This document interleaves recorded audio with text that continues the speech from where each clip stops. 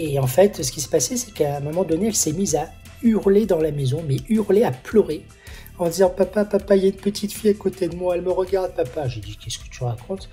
Elle me regarde. Je dis « Mais comment elle est ? Elle a les cheveux noirs, longs, elle me regarde. » Alors j'ai dit « Bon, cheveux noirs, longs.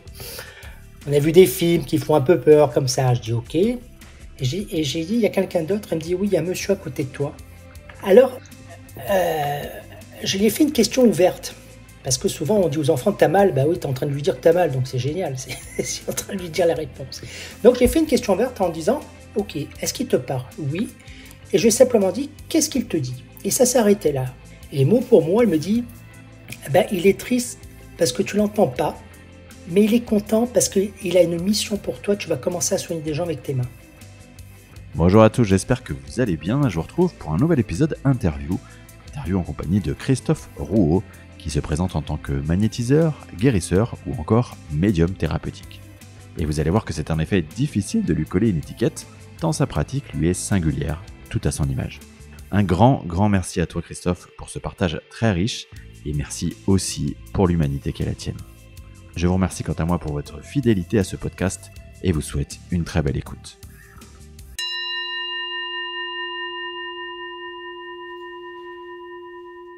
Eh bien Christophe, bonjour et merci beaucoup d'avoir accepté mon invitation pour ce podcast Entre deux mondes. Je suis vraiment ravi de te recevoir. On va commencer très simplement pour les auditeurs qui ne te connaissent pas. Est-ce que tu peux te présenter à eux ? Oui, alors déjà merci Xavier aussi. C'est très gentil de me recevoir et de poser plein de questions. Alors, moi je m'appelle Christophe Rouault, j'ai 53 ans.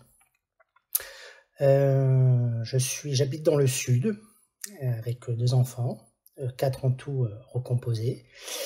Et donc, avant de faire ce que je fais aujourd'hui, j'étais chef de secteur, j'ai fait un peu d'immobilier, j'ai fait de l'informatique, voilà, j'étais dans plusieurs métiers assez différents pour après atterrir en tant que magnétiseur aujourd'hui. Comment justement on passe d'un parcours plutôt conventionnel à celui de magnétiseur ? Souvent on s'y attend pas. C'est parfois, ça peut être plein de choses, ça peut être des sensations, ça peut être des événements, et moi ça a été un peu les deux. Des sensations sur le corps, qui étaient assez importantes, des sortes de vibrations très fortes. Aussi des rencontres, parce que ça a démarré très rapidement avec mon ami tatoueur qui me parle de magnétiseur, je ne sais même plus pourquoi, et il m'avait fait un soin, et ça aussi, ça a déclenché certaines choses. Et ma fille aussi, une de mes filles qui a vu beaucoup de choses, qui a vu mes guides, qui a vu pas mal de choses, qui a fait que, par curiosité, parce que ne croyant en rien, en étant un esprit très cartésien, j'ai quand même été dans cette direction, essayer de comprendre, parce que c'était tellement précis que je ne pouvais pas douter de ce qu'elle me disait, mais essayer de comprendre. Eh oui, ça veut dire que jusqu'à ce moment-là de ta vie, il y avait absolument rien, ou avec le recul qu'elle tient aujourd'hui, tu te dis si, il y avait quand même quelque chose, c'est juste moi qui avait fermé la porte et qui refusait de le voir, quoi. J'ai pu m'apercevoir, par exemple, comme j'étais en CM2, je me rappelle, j'étais devant le portail de l'école, et j'avais pris la main à tous mes copains en disant « Donne-moi ta main, je vais te dire ce que tu vas faire comme métier. » Je me rappelle de ça. Et effectivement, alors, c'est pas tout à fait précis, mais j'avais vu quelqu'un qui allait être dans la médecine, l'autre qui allait être mécanicien, l'autre qui allait faire ceci. Et en fait, ils font tous ce style de métier. Alors, il y en a, il n'est pas vraiment dans la médecine, mais il a été délégué médical. Voilà, donc c'était vraiment... Alors, il y a eu ça. Et je me rappelle, encore plus petit, je me rappelle vraiment d'une scène où j'étais assis sur une petite table où je jouais. Et je vois un être lumineux, parce que plus ça va, plus je le vois, et je discute avec lui. Et souvent, je parlais souvent seul. J'étais un fils unique pendant 10 ans. Et je parlais souvent, voilà, je discutais. Et cette scène, je me rappelle très bien, et je voyais cette tête qui est assise sur le côté, qui me regarde et qui m'écoute très gentiment. Donc effectivement, j'ai eu certaines choses, mais qui se sont vite dissipé parce que chose de la vie a fait que j'ai pris notre direction. C'est vrai qu'au collège, j'ai touché un peu à la magie blanche, la magie noire, ça m'intéressait. Euh, j'ai failli tomber en vélo et j'ai vu ma vie défiler. Ça, c'est quelque chose qui m'a énormément choqué. Je dois avoir 12 ans ou 13 ans, quelque chose de simple, tomber en vélo. Mais voilà. Et après, ma vie a fait que ça s'est estompé et je suis parti dans, on va dire, dans quelque chose de beaucoup plus classique. Et tu nous disais tout à l'heure, le déclencheur, entre guillemets, c'est les perceptions de ta fille, c'est ce qu'elle voit. Et c'est pas contestable, c'est tellement précis, tu disais. Toi, à l'époque, qui est hyper cartésien, comment tu te dis pas, tiens, ma fille, elle est en train de juste péter un boulon, il se passe un truc, quoi. Alors, c'était une période où je m'étais séparé de sa mère. Donc, elle avait 11 ans. Et en fait, ce qui s'est passé, c'est qu'à un moment donné, elle s'est mise à hurler dans la maison, mais hurler, à pleurer, en disant, papa, papa, il y a une petite fille à côté de moi, elle me regarde, papa. J'ai dit, qu'est-ce que tu racontes? Elle me regarde. Je dis, mais comment elle est? Elle a les cheveux noirs, longs, elle me regarde. Alors, j'ai dit, bon, cheveux noirs, longs. On a vu des films qui font un peu peur, comme ça. Je dis, ok. Je lui ai posé des questions et souvent, elle me disait, j'ai dit, mais elle est où? Mais elle est là, à côté de moi, elle est là-bas, je la vois à travers tes lunettes. Alors déjà, tous ces trucs-là, c'était un peu trop précis. La voir à travers mes lunettes, parce qu'elle voyait ce miroir qui était c'était en face de moi. Je dis ok, et elle te dit quelque chose, non, elle me dit rien, elle me regarde, papa, j'ai peur, mais elle pleurait, vraiment. Alors j'ai dit bon, donc je lui ai dit, t'inquiète pas, on va aller dans la chambre, on va voir. Il y avait de chaque côté, il y avait un petit couloir, il y avait des chambres de chaque côté, il y avait une salle de bain en face avec la porte ouverte. Et elle me regarde, dit papa, papa, il y a monsieur dans la baignoire. Je dis ok. On va dans la chambre, on se pose et j'ai dit, est-ce qu'il y a toujours cette petite fille? Elle me dit oui, papa, elle est à côté de moi. Et elle te parle, non, elle me regarde, papa. Ok. Et j'ai dit, il y a quelqu'un d'autre? Elle me dit oui, il y a monsieur à côté de toi. Ok. Donc Ça là, commence à faire beaucoup de monde. ben oui, j'ai dit. Alors, je lui ai fait une question ouverte. Parce que souvent, on dit aux enfants, t'as mal. Bah oui, t'es en train de lui dire que t'as mal, donc c'est génial. C'est en train de lui dire la réponse. Donc, j'ai fait une question ouverte en disant, ok, est-ce qu'il te parle? Oui. Et je lui ai simplement dit, qu'est-ce qu'il te dit? Et ça s'est arrêté là. Et mot pour mot, elle me dit, il est triste parce que tu l'entends pas, mais il est content parce qu'il a une mission pour toi, tu vas commencer à soigner des gens avec tes mains. Waouh. Ouais, et c'est là où j'ai dit, c'est tellement précis, avec des termes, pour un enfant de 11 ans, une mission pour toi. Non, un enfant ne dirait pas ça, pour dire. Et j'ai dit, c'est tellement précis que c'est quelque chose, c'est pas normal. Il y a autre chose. Et comme je suis un curieux, je vais aller un peu creuser. Donc ça a duré un certain moment. Ma fille voyait plein de choses. Elle communiquait avec. À un moment, on va dans un magasin ésotérique et j'ai dit, qu'est-ce que je dois prendre comme bouquin? Je sais pas. Alors j'avais 2 bouquins. Elle me dit, je sais pas. Je dis, demande. Alors j'ai joué le jeu. Après, j'ai dit, demande-leur si. Elle m'a dit, prends ce bouquin, tu comprendras ce que tu fais. Et prends aussi un pendule, ça va t'aider. Ok. Donc je fais ça, je lis le bouquin, très intéressant, mais très compliqué à lire, et tout ce que je lisais, je voyais, et j'essayais de faire par moi-même, ça marchait pas. Et ça durait un certain temps. Et tout d'un coup, alors un certain temps, c'est peut-être 3 semaines, 2-3 semaines, donc c'était court quand même. Et tout d'un coup, plus rien, et ma fille ne se rappelle plus de rien. Et là, moi, après, j'ai aussi vécu d'autres choses. Mais avec ma fille, ça s'est arrêté là. Et aujourd'hui, elle en a un 17, et quand on lui en parle, elle me dit, je me rappelle pas du tout. Donc, j'imagine que c'est de la médiumnité temporaire. C'est ça, ils l'ont ouvert pour que je puisse faire ce que je devais faire, sans doute, dans mon plan d'incarnation, sans m'en rappeler. Wow. Quand est-ce que tu comprends que effectivement, toi, tu as quelque chose dans les mains et que ce quelque chose peut faire du bien? Alors, c'est un peu vague, parce que j'ai essayé beaucoup de choses, mais j'avais beaucoup de vibrations, comme si tout mon corps vibrait.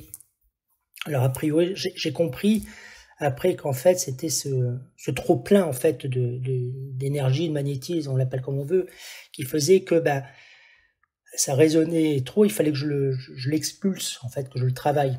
Et en fait, ben, j'ai essayé avec des tests, j'ai essayé certaines choses, j'ai essayé sur mes enfants, je lisais ce bouquin et je me rappelle dans ce bouquin, au bout d'un moment, je l'avais abandonné, bon, je l'avais lu jusqu'au bout, mais j'ai dit, parce que j'ai dit, bah, c'est pas tout, vraiment pas ce que je fais, je comprends pas, c'est pas du tout ce que je ressens, mais je me rappelle qu'elle m'avait dit une phrase très précise, mais ça fait 1 an que je me suis aperçu de ça, donc t'imagines? Elle m'avait dit très clairement, prends ce bouquin, tu comprendras ce que tu fais. Elle m'a jamais dit, tu apprendras ce que tu fais. Il y a beaucoup de subtilité quand je l'ai écouté où elle me disait des choses, il y a beaucoup de subtilités qui lui ont envoyé. Et donc, ben, j'ai essayé, et effectivement, les gens chantaient de la chaleur, moi je sentais des petits trucs, mais c'était très compliqué, ne croyant en rien, c'était... Donc j'ai insisté, je suis quelqu'un qui insiste quand même, et alors peut-être qu'ils m'ont bien poussé aussi, parce que c'est difficile quand on croit en rien et qu'on a des doutes sur nous-mêmes, déjà qu'on a des doutes dans notre vie en disant je suis capable, je suis pas capable par rapport à plein de choses, mais alors là, dans ce monde-là, c'est encore pire.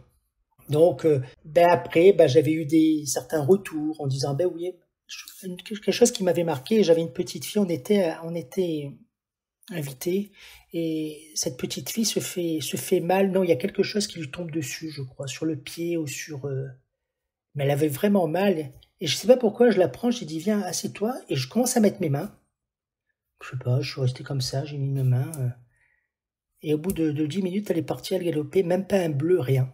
Donc c'est des choses qui m'ont aidé à avancer. Mais tu sais, c'est le dent de scie. Ah oui, ça marche, ah ça marche pas, ah ça marche, ah ça marche pas. Aujourd'hui, du coup, avec la compréhension qui est la tienne, est-ce que tu sais ce qui se transmet à travers tes mains? Est-ce que tu sais d'où elle vient cette énergie? Est-ce que c'est quelque chose qu'on a tous en nous? Est-ce que c'est quelque chose qui vient d'un endroit particulier? Comment tu vois, comment tu intègres ça? Je pense enfin je pense ou je ressens qu'il y a les énergies, elles sont très différentes. Il y a l'énergie environnementale. Alors moi j'ai de la chance de pratiquer quasiment en pleine forêt, donc ça c'est génial, je suis dans les bois. Donc déjà, je sens cette énergie, les élémentaux, hein, je sens toutes ces énergies. Alors, je peux pas vraiment les décrire. Je dis je sens. Voilà. C'est comme quand on sent du vent, on dit je sens le vent, mais sans vraiment pouvoir l'expliquer. C'est un peu ça. Donc il y a l'environnement. Il y a aussi notre magnétisme de nous-mêmes, l'aura qu'on a. Ça veut dire qu'on a chacun aussi du magnétisme parce qu'on est énergie, mais après avec plus ou moins de quantité. C'est comme ça. Ça dépend des gens. Ça dépend aussi de leur élévation, mais aussi leur plan karmique, on va dire, enfin leur plan d'incarnation, voilà, qui fait que ils vont faire autre chose que ça. Il y a aussi cette énergie, on va dire, spirituelle, on l'appelle comme on veut, mais des guides hein, qui vont aussi transmettre ces énergies et qui sont très différents aussi. Hein. Je dirais que l'énergie environnementale, c'est quelque chose, ou de soi-même, c'est quelque chose qui va plutôt émettre par les mains et par le corps, même les guides. Mais après, il y a une autre énergie que je pratique aussi, c'est par le verbe. C'est-à-dire, c'est quand je commence à discuter, à parler, c'est un soin que j'ai appelé lumière d'âme, ou simplement en parlant et en captant par une médiumnité certaines choses, ça va être aussi une vibration, c'est un peu comme un instrument. C'est-à-dire que cet instrument-là, quand on va entendre le son, il y a quelque chose qui se passe. Ben, c'est un peu pareil, j'aperçois quand je vais parler aux gens par une canalisation et je dis des choses sans réfléchir. Et donc, c'est encore un magnétisme différent. Et là, il est plus environnemental pour moi, il est plutôt une sorte de transmission médiumnique, mais vibratoire. C'est de la canalisation, là, purée. C'est la canalisation, mais dans cette canalisation, il y a une vibration aussi. Parce que comme ça passe par une voix et par des mots, et les mots sont vibratoires, je m'en aperçois de plus en plus, ce qui fait que c'est assez différent avec la passe magnétique. Tout à fait, ouais. Donc si je comprends bien, si je reformule, toi, ce qui se passe dans tes soins, tu as la sensation que c'est à la fois une sorte d'amalgame des énergies des élémentaux qui sont dans ton environnement, de ta propre énergie, de ce qui émane de ton histoire et de ton scénario d'incarnation, de tes ressources, entre guillemets, et puis une énergie qui est transmise d'ailleurs, de guide ou autre, donc, et tout ça, et c'est ça en fait qui agit sur la personne pour créer un mieux-être, c'est ça? Voilà, mais il y a aussi le rayonnement, l'énergie de la personne. Ah oui, et ça c'est intéressant d'ailleurs. Est-ce que ça veut dire que selon les personnes et selon l'énergie de base de la personne, un soin peut ne pas être du tout efficace? Alors, pas du tout, je n'y crois pas. Il sera toujours apporté quelque chose. Mais effectivement, par rapport à l'énergie que la personne peut avoir en elle-même, qui peut être des psychiques ou physiques ou avec des blocages, fait que ça va. C'est un peu. Ils sont en train de me montrer, c'est comme un entonnoir où tu vas mettre un entonnoir où tu vas faire passer de l'eau et ça va bien. Mais si tu mets un entonnoir et tu vas commencer à mettre un tissu, avant, l'eau va passer, va être filtrée, ça va être moins dense. Et c'est ce que je vois. Ce qui me montre, j'aime bien, il me montre rapidement des choses, j'aime bien. Et donc c'est un peu ça.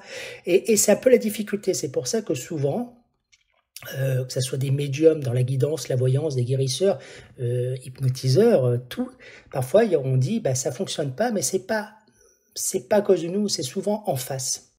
Mais cette énergie, est-ce que c'est donc l'énergie de la personne qui est en face, qui est soignée pour le coup, est-ce que c'est quelque chose d'intrinsèque, c'est-à-dire que c'est son essence qui fait que c'est moins efficace sur elle, ou est-ce que c'est plutôt tous les couches de conditionnement, ou toutes les croyances, les peurs, etc., ou même le côté sceptique peut-être qu'elle exprime et qui va faire que ça crée ce filtre?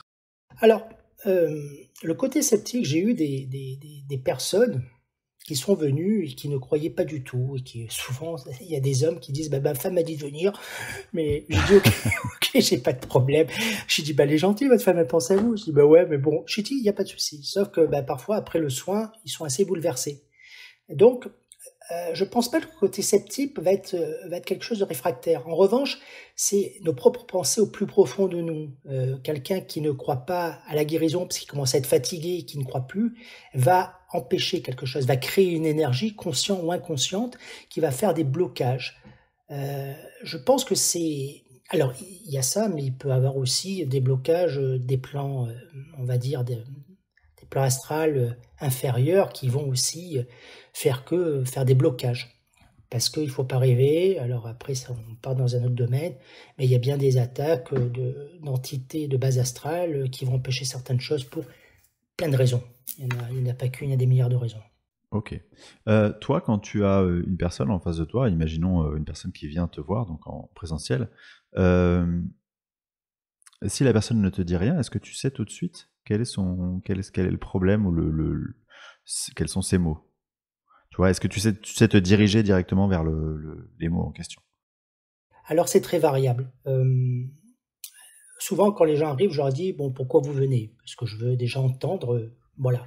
Là, on me dit parce que j'ai une douleur là, j'ai ça, j'ai un problème, je me sens bloqué dans ma vie. Je suis ok. Alors je pose quelques questions, ça fait longtemps. Voilà, ça c'est pour creuser un petit peu pour voir la personne ce qu'il est. Alors ça, parfois les gens quand ils arrivent sans rien, ils ne disent rien, je capte des choses, mais je dis rien, je les capte parce que je les garde pour moi et je verrai par rapport à ce qu'il dit et après ce qui va se développer. Et après je dis ok, alors par exemple dans un soin physique, je vais dire, il va me dire j'ai mal là et là, je fais ok, il n'y a pas de souci. On va voir. Parce qu'en fait, j'ai pas de protocole, j'ai rien, je ne sais pas du tout comment ça va se passer. Et je mets la personne sur la table et là, je me connecte, c'est déjà connecté. Et quand je commence, je suis dirigé, en fait, je suis guidé, et puis je vais aller peut-être à l'endroit qu'il m'a dit, mais peut-être que je vais aller à l'opposé, peut-être. Et là, je commence à sentir les sortes de circuits, les circuits de douleur ou les inflammations. Alors ça se traduit dans dans mes mains, ça va se traduire dans une vision, dans une couleur que je peux voir. Et là, je dis tiens, je dois travailler là. Alors la personne qui me dit, parfois elle me dit j'ai mal au genou. Je dis ouais mais t'as un problème. Et à la fin de la consultation, je lui dis mais là t'as un problème plutôt au bassin et à la cheville. Là parfois je dis mais dis-moi la cheville, tu te l'es pas tordue? Ah oui, mais il y a longtemps. Mais je fais ouais mais là ta cheville, je vois encore une douleur qui fait que ton genou, parce que tu marches pas correctement. Alors parfois c'est des micros. Comment on appelle ça, des micro-mouvements dans l'éthérique qui fait que ça va se remettre en place. Et j'aurais dit, mais ta douleur, oui, tu l'as là, mais ta cause n'est pas là. Elle est plus profonde. Alors ça peut être ça, et après ça peut être aussi une cause psychique. Et en disant, parfois les gens me disent, j'ai mal au dos, je scanne, et je leur dis souvent, ouais, mais ton dos, c'est pas physique. Alors, je peux pas l'expliquer quand je le ressens, je dis, mais il est pas physique. Et quand je vais faire le soin, que je vais sortir des choses et que je vais bien me connecter, je vais même voir après en profondeur la personne. Et là, j'ai dit, mais tiens, t'as un problème avec ça, il y a eu ça, il y a ça. Il me dit, oui, effectivement. Et en fait, ce sont des mots psychiques qui vont créer une tension, on va dire, énergétique, physique. Hmm. Donc voilà comment quand les personnes arrivent, alors je sais qu'il y a des gens qui m'ont dit, ah, mais moi je faisais voir des magnétiseurs, je leur ai rien dit, ils avaient découvert. C'est bien, moi je joue pas cache-cache. Et je cherche pas, on me donne l'information, et peut-être je dis, ben, l'information elle est bonne, ou parfois elle dit pas du tout la cause. C'est autre chose. Donc, dans cet état-là, toi, quand tu commences un soin, j'imagine que tu te mets dans une sorte d'état modifié de conscience, et où, tu vois, jusqu'à quel point ton mental, il est encore présent, ou est-ce que tu te laisses complètement traverser, entre guillemets, par ce qui vient? Alors, quand les personnes arrivent, je suis tout à fait normal, comme je suis avec toi maintenant. Et même dans la rue ou quand je suis avec des amis, et le truc c'est que je vais capter de suite. Alors j'ai pas besoin d'être dans un état pour capter, je capte. Et je vais avoir des sensations, des retours, voilà. Je suis plus dans un état modifié quand je fais du soin, on va dire le soin de passe, le soin magnétique. Et là, parfois, c'est comme si je me réveillais, je regardais l'heure et je dis, putain, mais déjà, et je suis parti. C'est-à-dire, alors je le sens, hein, je sens parfois qu'il y a comme c'est pas une emprise, mais quelque chose qui se colle à moi et voilà, je suis pas seul, je suis pas. Alors parfois je vais dire même des choses que je sais pas d'où ça sort, des mots je sais pas, Euh, et je vais faire des gestes, des mouvements, mais sans vraiment les maîtriser. Je suis, on va dire, on appelle ça dans un état ouais, de conscience modifiée, on peut dire, mais c'est une emprise partielle. Voilà, je cherchais le terme, c'est une emprise partielle. Et est-ce que tu sais qui est derrière, du coup, qui émet cette emprise? Est-ce que tu sais tu sens que c'est bienveillant déjà? Tu vois? Ça peut faire un peu peur. Alors, c'est rigolo parce que oui, effectivement, c'est bienveillant. Alors, moi, ça me fait pas peur, et même si j'ai vu des choses un peu bizarres dans les soins où des gens se sont mis à parler d'une langue que je savais pas, qu'on crachait, enfin des choses assez. Mais c'est comme s'ils étaient là en disant, mais t'inquiète pas. Et parfois, je ressens même effectivement des choses à côté de moi, mais qui sont pas très bonnes, mais qui sont pas là. Je crois qu'on appelle ça la loi d'ingérence. Ça veut dire qu'ils ont le droit d'être là aussi. Mais je sais que toutes mes manipulations, mes intentions sont faites avec les guides. Donc je sais qu'il y a une protection.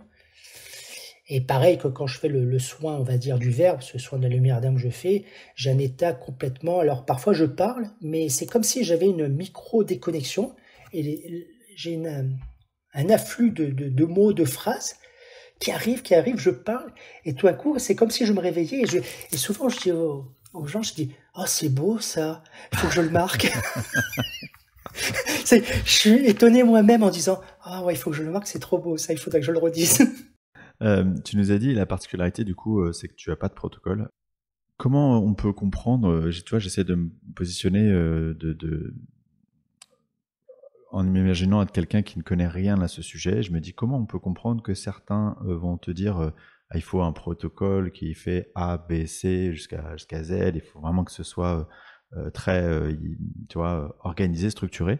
Et toi, tu dis bah non, moi je n'ai pas de protocole, je me laisse guider quoi. Tu sais, je pense que c'est une question de confiance en soi et de foi. Ce que je veux dire par là, c'est que, par exemple, souvent on dit, bah, pour faire un soin à distance, j'ai besoin d'écrire la date de naissance, un nom, avoir une photo. Et aujourd'hui, ce que je faisais avant, je le fais plus. Aujourd'hui, j'ai dit, bah, j'ai la personne, soit je l'entends, soit je sais qu'on doit aller là-bas, et je dis, on y va, ça s'arrête là. Tout est une histoire d'énergie, et je sais très bien que les guides qui sont là pour nous apporter ce qu'il faut et aller où il faut. Je pense que ces processus, soit ça peut être quelque chose pour se mettre dans un état, et il y a des gens qui en ont besoin, et donc il n'y a pas de souci. De toute façon, je n'aurai aucun jugement sur n'importe quelle pratique, mais jamais. Et il y en a qui vont utiliser des supports, des protocoles, parce que ça va les mettre en confiance. C'est une histoire de confiance.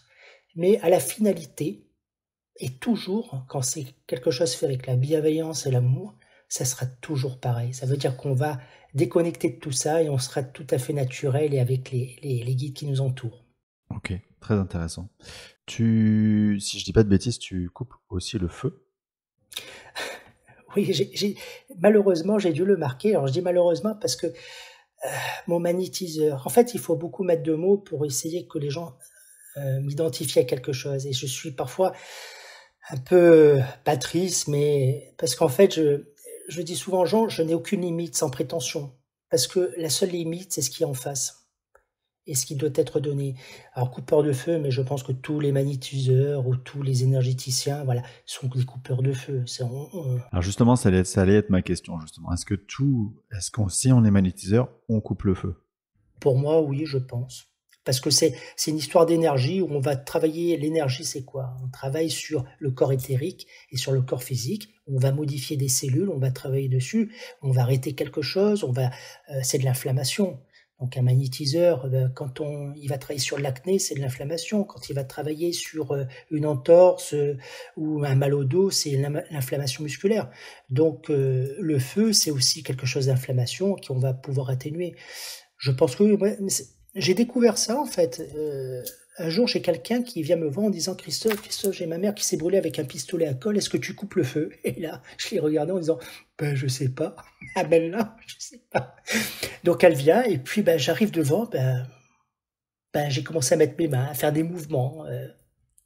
Alors il y en a qui me disent oui, on coupe le feu avec des prières. On pourra en revenir si tu veux, mais donc moi je fais des mouvements, je fais ça et je bâille. Alors je bâille quand je fais des soins. Je sais que ça enlève, ça filtre par moi.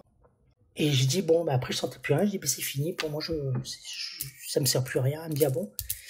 Et quelques temps après, en fait, son mari, pas elle mais à sa mère est médecin et mais en fait il était sidéré parce qu'il n'y a pas de cloque, il n'y a rien. Donc j'ai dit bah tiens j'enlève le feu. Et justement, tu parlais de prière avant. Alors moi, il y a quelques années, quand j'ai découvert ce que c'était qu'être coupeur de feu, effectivement, j'ai découvert aussi tout un univers autour de cette idée-là, de croyances, de formules, de transmission héréditaire aussi, et donc de prière.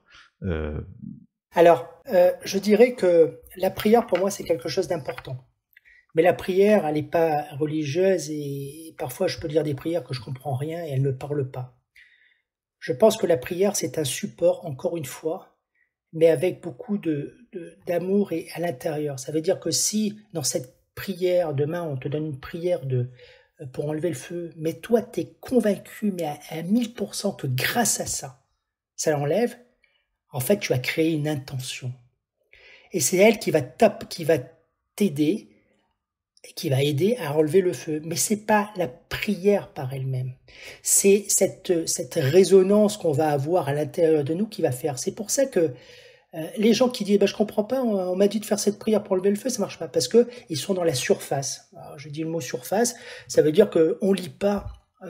Souvent j'ai dit aux gens si vous faites quelque chose, faites-le au plus profond de vous. Si vous voulez faire une prière pour quelqu'un que vous aimez, c'est pas une prière qui fait 10 kilomètres. En 4 mots, vous avez fait une prière si elle est tellement profonde et pure que ça s'arrête là. Donc, folklore, peut-être, il y en a qui vont l'utiliser malheureusement. Il y a des prières, moi on m'a transmis des prières. Ces prières-là, je les écoute parce que déjà, je les ai jamais vues quelque part. Et je sais que si quelque part j'y crois, mais en même temps, ça fait du bien et elle me résonne dans quelque chose, ça veut dire que je vais amplifier déjà par rapport à mes propres pensées. Donc, je peux en utiliser, mais parfois, j'en utilise pas du tout. Et pour enlever le feu, parfois, je dis rien et je vais travailler. Et pour un zona, ben, c'est parti sans faire quoi que ce soit, en prière. Ouais. En fait, oui, ce que tu dis, c'est que c'est comme tout à l'heure, d'ailleurs, quand on parlait de protocole pour le magnétisme, c'est-à-dire que quelque part, c'est un support pour avoir confiance et puis caler des intentions et aller chercher au fond de soi, justement, avec le cœur, l'intention qui va aider.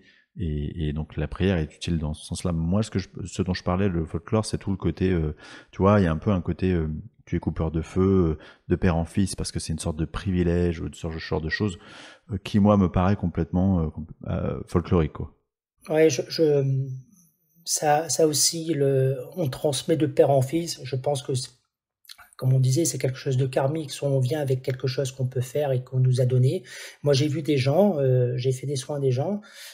Alors c'est rigolo parce que j'avais vu un peu la même chose que certains médiums sur cette personne qui avant était quelqu'un qui était qui faisait de la médiumnité, qui disait beaucoup de choses dans une autre vie, mais qui a malheureusement profité des gens. Et aujourd'hui, on lui a dit, tu seras dans ce plan-là, tu auras ces sensations, tu auras ces compréhensions, mais tu ne pourras rien utiliser. Et c'est rigolo parce que moi j'avais ressenti ça, et elle m'a dit, mais on m'a dit exactement pareil avec des médiums.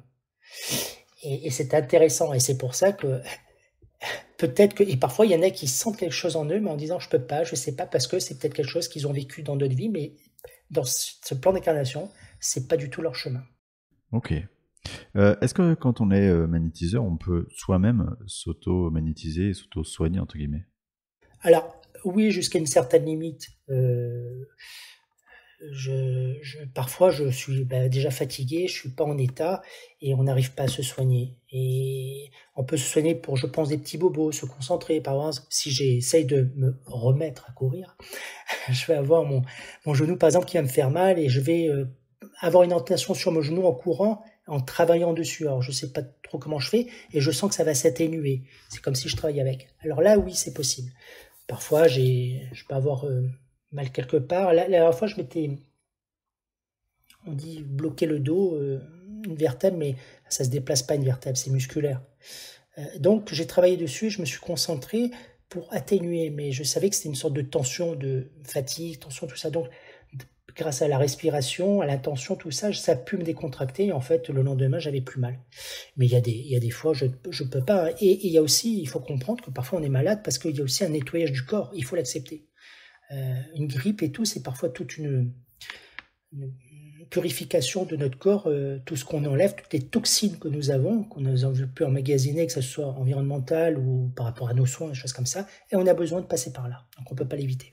En parlant de croyances autour du magnétisme, il y a aussi des croyances qui disent que magnétiser quelqu'un, c'est prendre le risque de prendre son mal, tu vois, de récupérer quelque chose. Toi, comment tu abordes cette notion-là? Alors moi, quand je fais des soins, il y a des soins où ça peut très bien se passer, il y a des soins où je peux être 12 heures par terre, en train en train de trembler dans tous les sens, faire des prières pour essayer de me calmer, et je bois beaucoup, et pendant 12 heures dans la nuit, je me réveille dans la nuit et je suis à plat, et le lendemain Ça matin. va pas faire naître d'évocation, ça. Non, mais après, alors, j'ai compris qu'en fait, on récupère des miasmes, des larves, des scories, comme on appelle ça, qui vont se mettre sur notre plan éthérique. On peut pas l'éviter. Je crois que quand on dit non, vous inquiétez pas, on est protégé, non, moi je reste très terre à terre.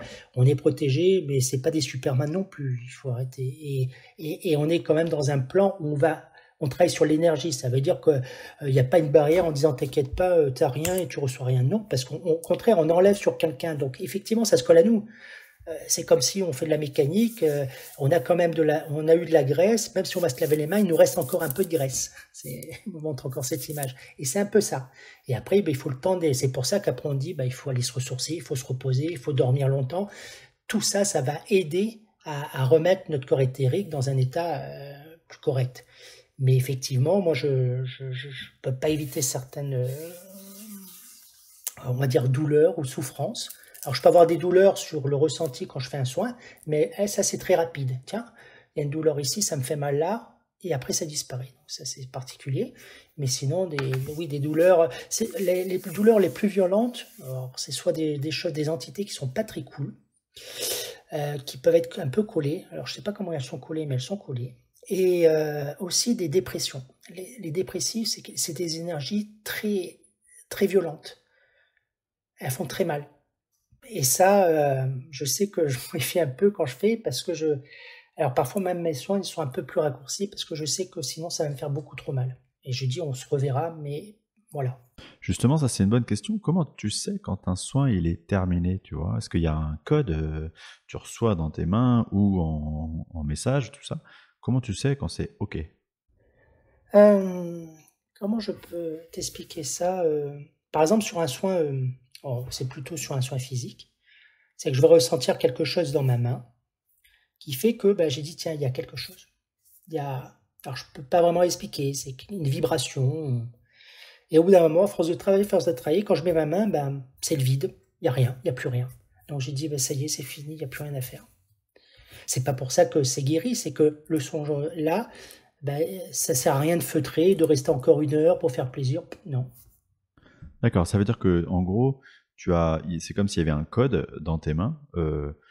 Tu sais que quand il se passe quelque chose, c'est qu'il y a effectivement, il y a encore cette douleur, et quand il n'y a plus rien, c'est terminé. Le soin est terminé. Alors peut-être pas la maladie, comme je dis, peut-être elle est encore là, mais dans le temps passé sur cet endroit-là pour apaiser ou guérir, ben voilà, ça sert plus à rien de rester. Par exemple, les gens disent il faut rester 1 heure, mais parfois je pense que en 10 minutes, 15 minutes, ça suffit. Enfin moi, dans mes ressentis, c'est ce que j'ai. Parfois en 10 minutes, j'arrête à un endroit, ça me sert plus à rien. Hmm, d'accord. Est-ce que ce code-là, il va jusqu'à, tu vois, transmettre différentes informations, différentes sensations, quand c'est des mots variés, tu vois, je sais pas, des brûlures, enfin, est-ce que ton code dans tes mains, il change en fonction du sujet? Il change tout le temps. Euh, et j'ai arrêté de mettre des mots, c'est simplement dans le ressenti que ben je sais, mais je peux vraiment pas expliquer cette sensation qui va être différente. Euh,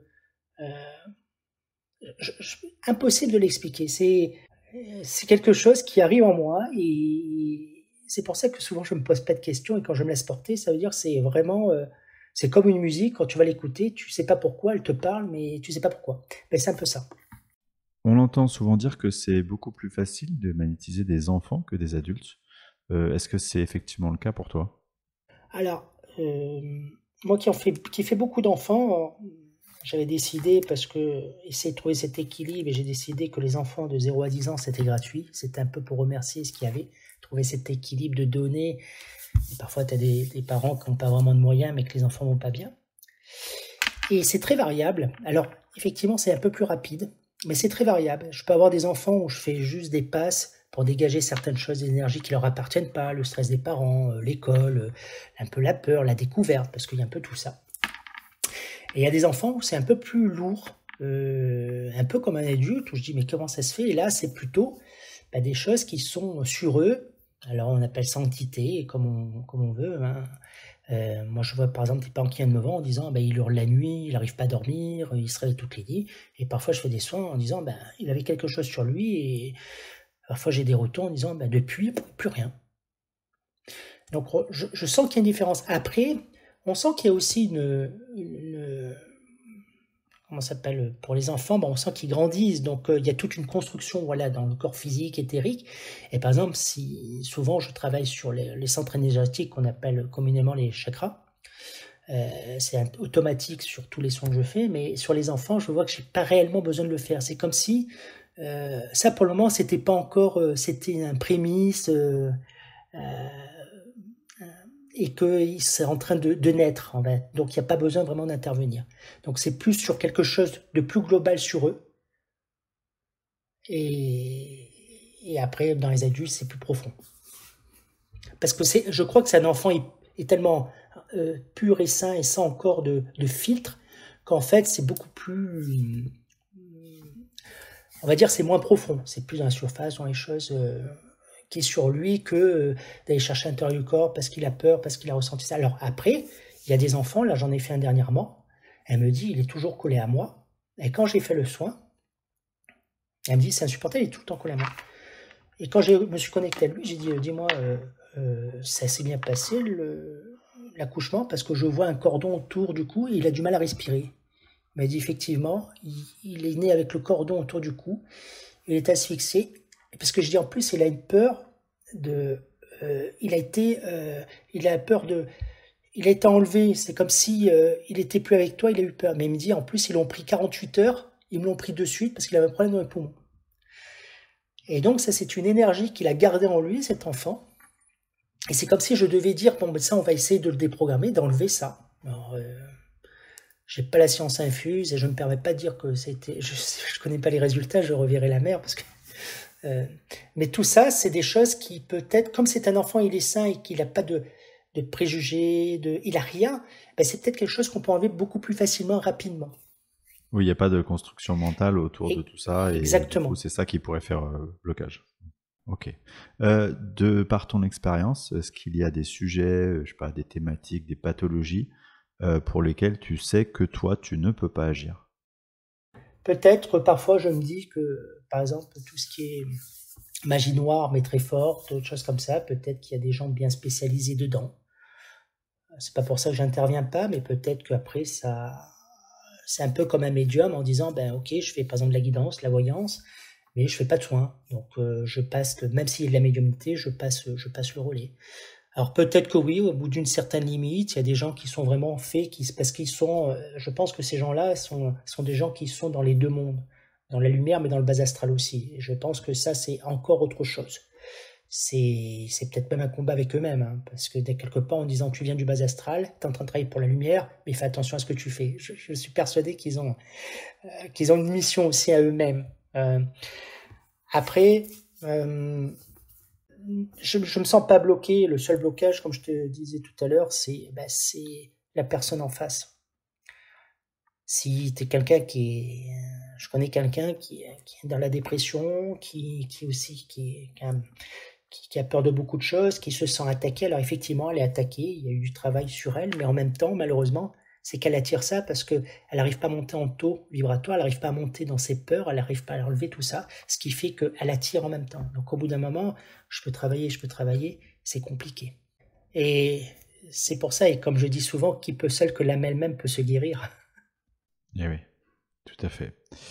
Est-ce que au fil du temps, tu vois, dans ton parcours de magnétiseur, est-ce que tu continues à évoluer ou à comprendre des choses ou tu vois, ou est-ce que tu as atteint maintenant une maturité entre guillemets et qui fait que voilà, c'est assez stabilisé, ça évolue plus trop? Alors je te dirais heureusement que non, parce que je m'ennuierais. Ah ouais, c'est terrible chez moi. Non, non, il y a une évolution. Déjà, il y a une sacrée évolution entre quand j'ai commencé et aujourd'hui. C'est pour ça que j'avais même créé je vais même en créer deux autres, des formations pour aider les gens à non pas être magnétiseurs et avoir un diplôme, parce que ça, j'y crois pas du tout. J'ai beaucoup de mal, mais c'est plutôt pour que les gens puissent comprendre et avoir confiance en eux, dans ce qu'ils découvrent et de pouvoir avancer. Donc, j'ai créé ça et là, je suis en train de créer deux autres modules sur des protections que j'utilise aussi, par rapport à mes ressentis et ce que je peux recevoir et essayer de les transmettre. Et aussi tous les outils qu'on peut utiliser, parce que ça aussi, c'est important. Il y a beaucoup d'outils qu'on peut utiliser pour soigner. Et oui, ça évolue. Là, aujourd'hui, parfois, alors j'ai osé mettre aujourd'hui médium thérapeutique. Alors j'ai bien mis le mot thérapeutique parce que cette médiumnité que je peux avoir, ça sert à aider les gens sur leur plan incarné à avancer. Donc j'ai cette lumière d'âme où je peux capter à l'intérieur des gens et essayer de voir toutes leurs souffrances sans qu'ils me le disent, et même des souffrances qu'ils ne croyaient pas. Souvent, je leur dis deux, trois mots au début que je vois. Ils me disent non, je ne crois pas. Et au final, à la fin de la séance, j'ai dit, tu as vu ce que je t'avais dit au début? Ah, il me dit, effectivement, j'aurais jamais cru que c'était ça.